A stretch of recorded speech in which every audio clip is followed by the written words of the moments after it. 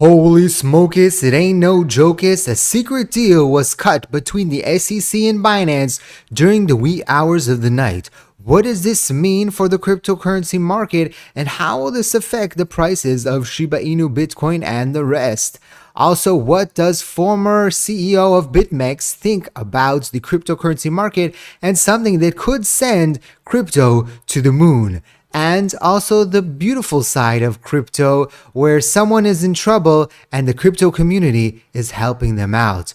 All I ask is that you give me a beautiful smile, smishity smash that like button. I'll do my itch here, right? And let's do the Shiba Shake. Oh wait, I forgot to push the button.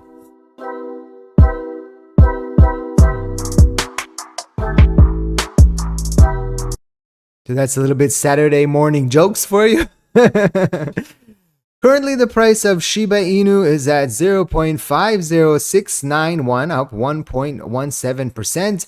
Bitcoin is at 26,591. We saw Bitcoin try to break over the resistance area.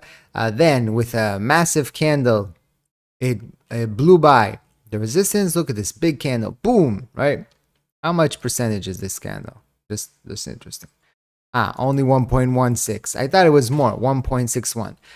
Then after that, so we've seen a little bit of a sell-off. It seems, I don't know what triggered this. It could be someone started buying massively, or a short liquidation, maybe a massive short liquidation. I don't know.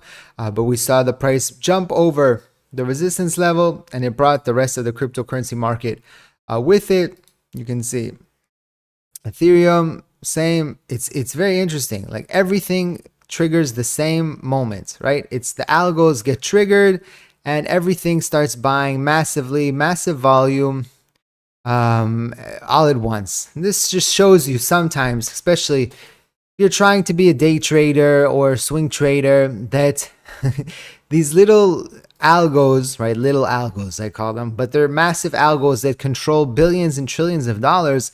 They can decide where the market goes. And sometimes you do, technical analysis, and you pull the lines and you make the graph. And then what happens? The algos get triggered, liquidations happen, and you can get squeezed out and you can get liquidated and you can lose all your money. On the flip side, you can get lucky and make a lot of money. And then you think, oh my God, I'm a technical analysis god, I'm a trading god, right?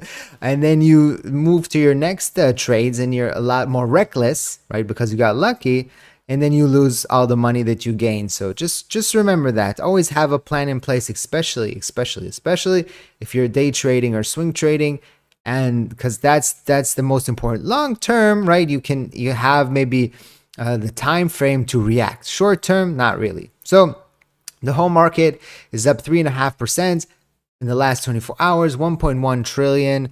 The volatility continues. The kangaroo-ish market continues, 47% of fear here. So it's neutral. And I think this will continue in the next few days. Remember that there's no trading on stock market on Monday for Juneteenth, so it could be more equity flowing into the markets, especially with the BlackRock news that happened, with them filing to open a Bitcoin ETF.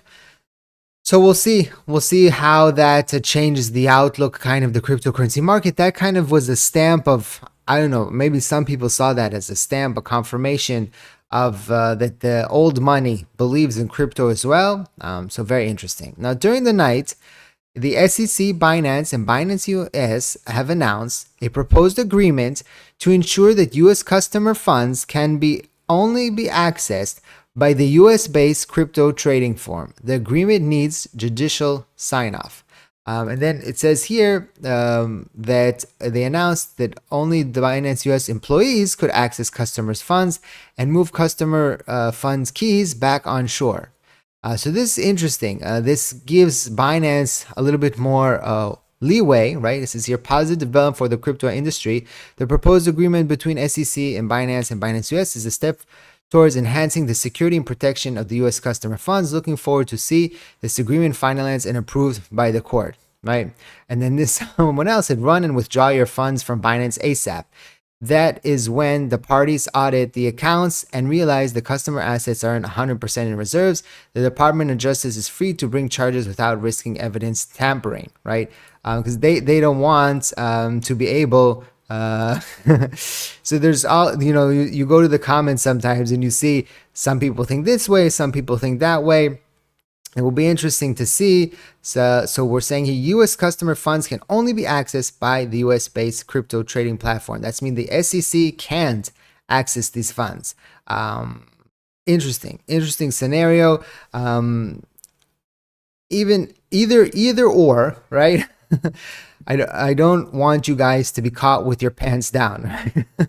If you still have funds, especially a lot of funds that are just sitting, right, and not doing anything, not stake, not nothing, you're not trading, you're not spot trading, you're not doing anything.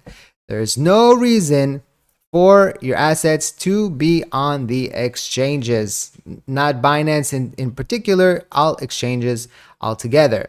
Now you don't have to transfer to a hard wallet, right? In the meantime, if you want to, and you want a hard wallet, you want to figure out what's going on, who's against who, get a mediary wallet, a trust wallet, MetaMask, something in between, so you're able to get the funds off the exchanges and then decide from there. Because we don't know, right? We don't know. FTX, people had confidence in FTX and it crashed. They had confidence in Voyager and it crashed. And people got their Shiba Inu locked in there and they haven't seen it yet. And people haven't seen fun yet from FTX. So you got to be very careful. And so we'll see what could potentially come out from these court cases. We saw yesterday that Binance left the Netherlands and they've left Canada and they've left Nigeria and they could leave the US as well. I wouldn't be surprised if that happened. But so far, they're going to try to work with the U.S. and see if they can, find even ground, because the U.S. is very important to the global market, but it's not the most important thing. Even though Americans think that. I know a lot of you are Americans. So you need to know that from someone that's lived in both worlds, right? America is important, but it's not the most important thing in the world, right? So now let's move to a nice story, or it depends how you look at it. So there's this guy on Twitter, ZachXBT, and he's kind of like a whistleblower on crypto scams and things like that. And about a year ago, he made an article about some guy, and the guy is now suing him about this article that he made about a year ago. I'm not going to get into what the article said and who it is and why, but I wanted to talk about the fact that the community donates over 600,000 in hours. Now, we talked about previously about people that were just sending Ethereum to wallets because some guy asked, hey, I need a new iPhone. Can you send me money? And he got like $1 million raised, right? And then I was like, hey guys, don't be sending money for stuff like that. But if you feel that this person is doing good work in the cryptocurrency community and you want to send him money, then I'm like, okay, this is a little bit more makes sense to me, because you're trying to help this guy out. He's trying to expose crypto scams. And if maybe there's one person he was wrong about it, it shouldn't shut down his whole operation and put him in debt and maybe lose all the money that he's ever made just because of that, right? So it's nice that the crypto community is helping him out. So again, don't send your money just to a guy that wants to buy an iPhone, right? So that's something that I wanted to say. And I saw this BitMEX founder Arthur Hayes says one catalyst could reignite the crypto market and trigger an autumn rally. So we've been talking about this a lot lately, and it's the return of the Chinese crypto trader. So we've talked about that China had basically banned crypto, and many Chinese crypto traders were still trading through VPNs and things like that, but the general public wasn't, right? The Joe Schmo of China wasn't. I don't know what the Joe Schmo is called in China, but they weren't trading, right? They weren't trading. And there's about 300, 400 million middle class Chinese people, right? So that's a huge amount of money, right? And so this is going to, it says here, the return of the Chinese crypto trader through the financial pipes of Hong Kong will reignite the market. At the same time, the broke-ass American mass affluent are effectively shut out, right?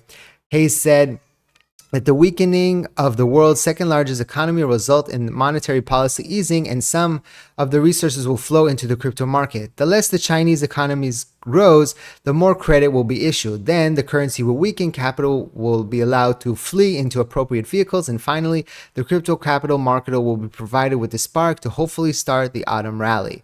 And so this is going to be very, very interesting to see what could potentially happen here with the amount of money that could be coming in. I want to read this other paragraph here. The mere act of China weakening its currency and allowing loyal comrades to buy Bitcoin derivatives in response reduces the amount the Western fiat assets the country holds. Remember, they're holding a significant amount of U.S. bonds, and we talked about this. That the Secretary of State Yellen doesn't know what they're going to do if they do dump those bonds, the Chinese. The more reluctant China is to purchase U.S. treasuries with its export earnings or to hold U.S. dollars assets in any form, the harder the U.S. must work to ensure its citizens' capital can't leave. Since the usual buyer of long-term debt, China, is on strike, it is a positively reflexive relationship that should deliver glorious returns to Lord Satoshi's faithful. And so it's going to be very interesting to see what happens in long term for the cryptocurrency market. There's like two let me pull it out for a second so you can see my hand movements. There's two strong entities pulling at both sides of the cryptocurrency market. There's the fear, which always has the crypto market most of the time, especially when markets aren't pumping. There's a lots of fear, and there's always articles, crypto is dead, Bitcoin is dead, and things like that. Shiba Inu is dead, right? And on the other hand, you have these emerging markets, you have the technology, you have the potential that's pulling on the other side. And there's two sides, right? There's the crypto enthusiasts and there's the crypto haters, and they're all pulling on both sides, trying to see where the market is going to go. The question is, who is going to pull harder going into the future? I think as the price goes up, potentially goes up in the future, you're going to see more and more pulling from the crypto side and more people moving over, like we saw BlackRock moving over. And the more and more entities like that, BlackRock is the biggest one, but the more and more we see moving towards crypto and pro crypto, I think that will be, more positive to the cryptocurrency market. Some people are hating the fact that BlackRock decided to enter the cryptocurrency market. They're saying that it's putting in the wolf into the sheep's den, right? But we'll see. We'll see. We can't stop it, right? It is what it is. So I guess we have to embrace it and try to look at the positive note from that. Guys, don't forget, guys and gals, of course, don't forget to smash the like button and check out the links in the description down below. Thank you for watching. I hope to see you next time. And like I always say, let's make a lot of money.